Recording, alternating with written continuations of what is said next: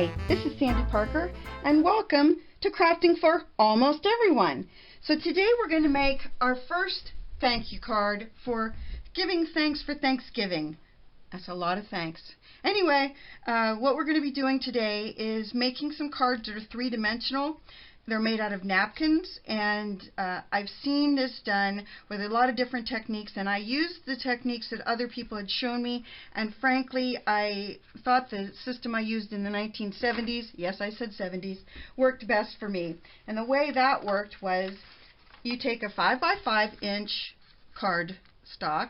This is just plain yellow cardstock. It's actually Nina cardstock. That's one that I got from Amazon. I really like it because it's really a good, it's a nice weight and it really holds on to things well.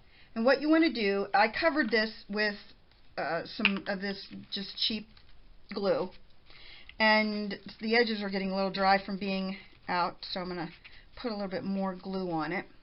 And what you want to do is make sure everything is, hopefully the creases are out of it as much as you possibly can get them. And then you want to make sure that you get it applied really firmly to the surface and keep pushing out any little problem areas gently as you can. And then I kind of like when it looks a little bit distressed like this. And let's see if the edges are, no, this edge isn't glued down quite like I want it to be. And then all you do is you just pick it up and turn it over, and then we're just going to trim the excess off.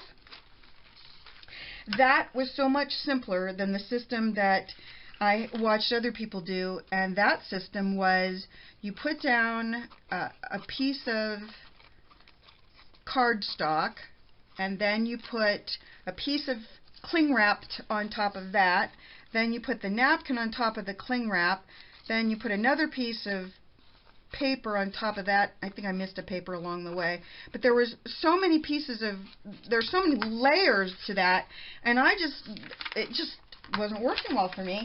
I did it several times, and every time I did it I thought, every time I felt like this is just so much work, and I didn't really feel like I was doing a good job. So I did videotape myself doing it, but I'm not going to show it to you guys because it wasn't attractive. And maybe it's because of my skill level. I'll call it that, or you know what I'm talking about. The fact that I can't do things like everybody else will say. When you can't do things like everybody else, sometimes you just have to adjust your whole system. And for me, this system is a lot safer, and I didn't have to worry about burning the crap out of myself and running into a real problem. So anyway, this is what our card looks like at this point. It's not flat because of the glue, but it'll flatten out once you put it in your envelope. Okay, then what I did was I had done it on a couple more pieces, and I cut out pieces. I fussy cut those pumpkins, and you line the pumpkins up with the way they were originally when you cut them. And I put 2 dimensionals at the top and 1 dimensional at the bottom. That way the top of the pumpkin looks like it's leaning toward you. And then I did the same with his little hat. Oops, looks like the glue came off. Yeah, okay, and everybody said, oh, you won't have to worry, it'll stick like anything to that. Nope, mine did not stick like anything to that, like they said it would. So I had to re-glue and re-stick and re-everything. Now his little hat is 3-dimensional. And then the last thing I thought looked cute 3-dimensional was his pocket. Did you know that when you're doing napkins that one of the napkins is in reverse of the other one? It never occurred to me that that was the case, and of course once I started doing this, then I ran into a world of problems because I didn't realize that my card was backwards from, you know, the one was backwards from the other one. So that's a tip for you, that one of your images, I'll show you on the gourds or pumpkins, one of them is a reverse of the other one. So I had to fussy cut out a lot more flowers because when I was fussy cutting, I was cutting some that were what they should have been the reverse of. That made sense? I don't know. Okay, so then we're going to put on, I got this really nice sentiment from Good Greetings from Stampin' Up. Yeah, it says Thankful for You, and I'm going to use this punch, also Stampin' Up. I'm going to put, I'll do it the other way so you can see it. I'm going to put the sentiment, center it in there if I can, and then what I like to do is just push it until it's firmly held like that, and then I just pop it out. Then I think I want to do a little bit of distressing around the edge of it, and I'm going to use some old paper distressing to do that. And just kind of do a little bit at the top and a little bit at the bottom, just to make it a little bit different from the paper that it's on top of. You know, that way it sticks out a little bit too. I think I'm also going to pop it up on some dimensionals. Put the lid on that. And we're going to get a little dimensional and stick it up. And this really brings me back to when I was in college. We were doing really inexpensive gifts for our families. I think most college students will agree that's when you're the poorest. And I was really trying hard to not spend much money at all. So it was when this craze was big the first time. Everything goes around, comes around. At least they always say that in fashion, but I think it's true in crafts too. If you hang on to your crafting supplies from 20 or 30 years ago, it all comes back in and it's new again. But anyway, back in the 70s, yeah, well, late 70s, we were trying to find really inexpensive ways to get our families gifts. Let's see, I think I'm going to put that right there on an angle. That's cute. Anyway, so we were buying each other really inexpensive gifts, as inexpensive as we could, and the Holly Hobby, you'll have to look this up, it was a really big doll thing back in the 70s, and everybody had figurines, everybody had little stuffed dolls, everybody had Holly Hobbies back then. But anyway, I used to make everybody in my family one of these three-dimensional, not the men, all the women in my family. I'm going to use a Creative Memories corner rounder and round the corners of this card. But my mother and my grandmother and my sister, everybody ended up with a three-dimensional Holly Hobby Christmas present that year. And they you know, they really liked them because it does really look like you really work like a bandit to make it, but you didn't. So that's all we had to do this card. Very simple. All you're doing is gluing down your napkin. You're going to apply your three-dimensional elements and basically add a sentiment. What I will tell you is this. If you're not having a very good day and you want to do this an easier way, all you would need to do is maybe today you glue down two that are facing the same way on two different pieces of cardstock. Then maybe the next day you feel up to cutting out your pumpkins, or cutting out your pumpkins, or maybe you only want to cut out the pumpkins because they're big, and maybe the little sleeves of his shirt. It's totally up to you what you want to do.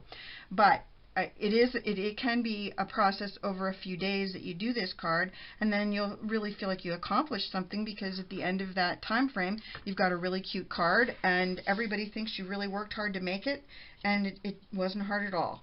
Let me just tell you one more thing before I finish up this card. I want to make sure you understand how to make an envelope to match this card. And it's a really easy process, and it's without any kind of tools other than a ruler and your paper cutter.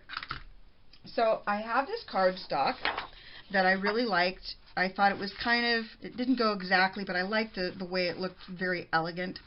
And it's plain in the back. Make sure when you check your 12 by 12 cardstock that it doesn't have any writing on the back, because if it does, you need to make sure that's the part you cut off. I made that mistake when I did this yesterday, and here's the writing on the envelope that I made, and of course that's garbage now. But I wanted to show you that. What you're going to do is you're going to take your card. You're going to measure it from corner to corner. This card is roughly 7 inches. You're going to add 1 inch to that. Again, you're going diagonally, corner to corner. You see it's at 7 inches. You're going to add 1 inch to that, making it 8 inch. You want to cut your paper square at 8 inches. So it's going to be an 8 by 8 piece of paper once you're done. So I'm going to quickly cut my paper to 8 by 8, and then we'll go from there. You want to make sure when you do this that you're going to have the piece that you saved, you want to have the white side be on the outside of your envelope. That's the important part, because remember, it has to go through the mail, so you can't have the pretty paper on the outside, but it will look like you've got a nice elegant liner. So you want to have it face up like this when you're done. You want to make sure the white is on the back, because that's going to be the outside of your envelope. Then the next thing you're going to do is you're going to kind of center your card in the middle of this. I'm going to use this grid line to line it up a little bit, make sure I've got everything kind of pointed in the right direction. Okay. Then what you're going to want to do is you're going to want to fold in your edges. And yes, you're going to have some weird overlap, but we'll take care of that later. The thinner your cardstock, the better. So if you have some really inexpensive cardstock that you haven't used and you want to get rid of it, this is the project for that. You want to make sure your creases are nice and firm, because you're going to need to look at that crease when you're done. Then you're going to fold up the bottom, making sure that, again, that crease is nice and firm. And you're going to fold down the top, right down to the top of the card.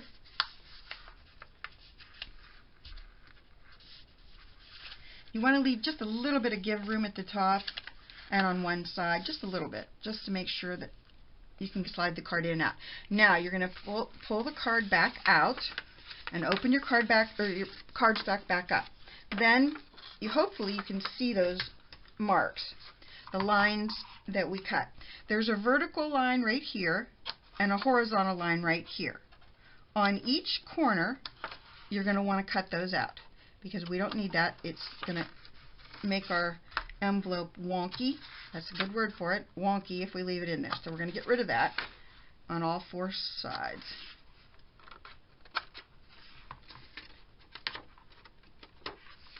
And one more, and we're going to be done with that. Okay, then get rid of some of this paper. All we're going to do now is we're going to take some adhesive, bend that up. We're going to put some adhesive.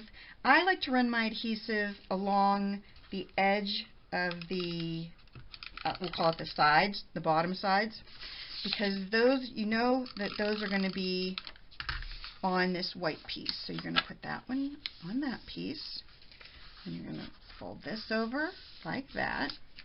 Now your envelope is made, and isn't it pretty? All we have to do now is make sure our card fits. It's a moment of truth. Oh, I didn't stamp it with "I made this for you." Hold on. That's so important. I made this for you. Okay. So now we'll just make sure that it fits in our envelope. And it's a perfect fit. Your envelope just needs to have a little bit of the runner on it after you've signed it and written all of your information. And look how great that envelope looks. Obviously I cut a little bit off right there that I shouldn't have, but the envelope really looks like a regular professional envelope. And the inside, look how pretty the inside looks. So it's a great project. And anytime you make a mistake with a card, let's say you bought a card, God forbid, but let's say you bought a card and you wrote something on the envelope and then you realized you did it upside down, or you made some kind of mistake, all you need to do is make yourself a replacement envelope. And now that you've seen how easy it is, you should be able to do that anytime you want. And so that was a really, I think, great tip. I learned that from the Frugal Crafter, who is the queen of all, in my opinion. But anyway, I really thank you for joining me. Please give me a thumbs up and subscribe to the channel, and look forward to another Thanksgiving card with leaves coming up. Thanks so much for joining me. Bye-bye.